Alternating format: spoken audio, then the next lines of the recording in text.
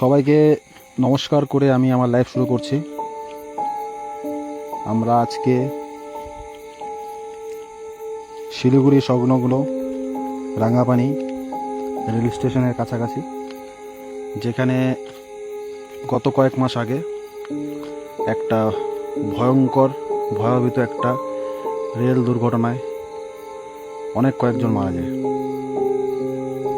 তো এখানকার স্থানীয় বাসিন্দা যারা আছে তারা ফেস করছে যে এখানে এখনো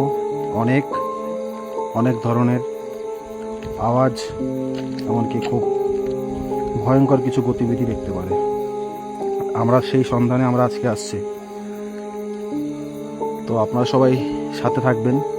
আপনারা সেই বগি দেখতে পাচ্ছেন, সেই বগি এখনো পর্যন্ত পড়ে রয়েছে। আমরা অনেকটা পথ অতিক্রম করে আসছি, সে প্রায় কিলোমিটার হতে পারে। সে কিলোমিটার পর্যন্ত আমরা হেঁটে আসছি শুধুমাত্র এই সন্ধানের জন্য।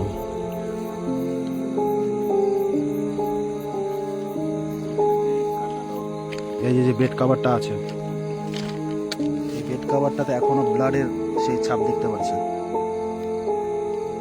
এখনো কিন্তু সেই ব্লাডের ছাপ আছে।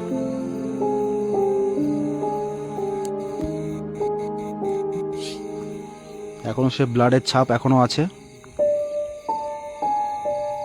দেখুন, ইন্ডিয়ান রেলওয়ে আশেপাশ দিয়ে কোনো জায়গার যাওয়া জায়গা নেই আর কি।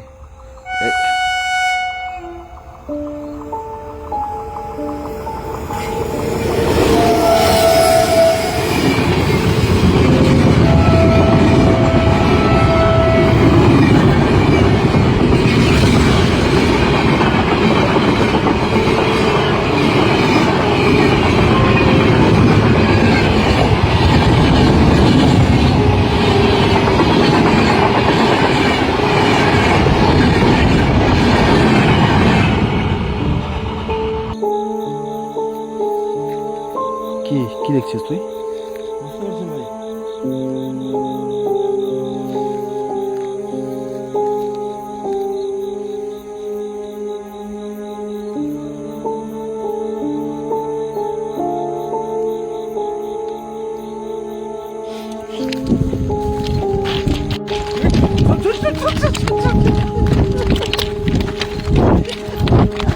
আমি আবার স্বাগত জানাচ্ছি।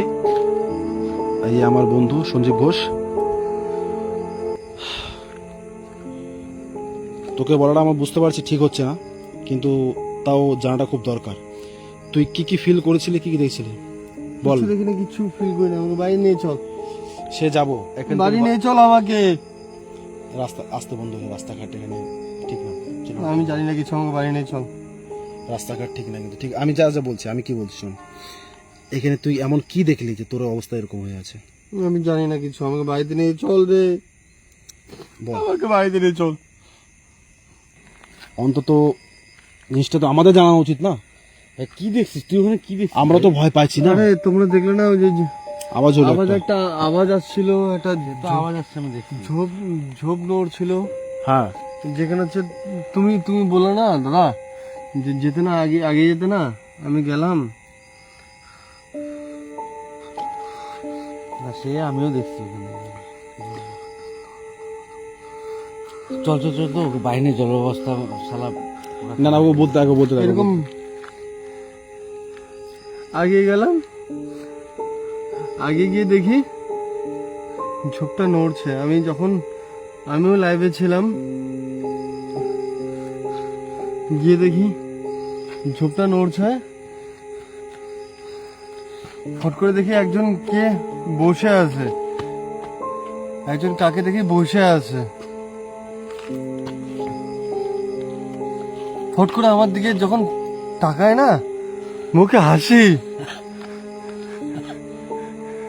এরকম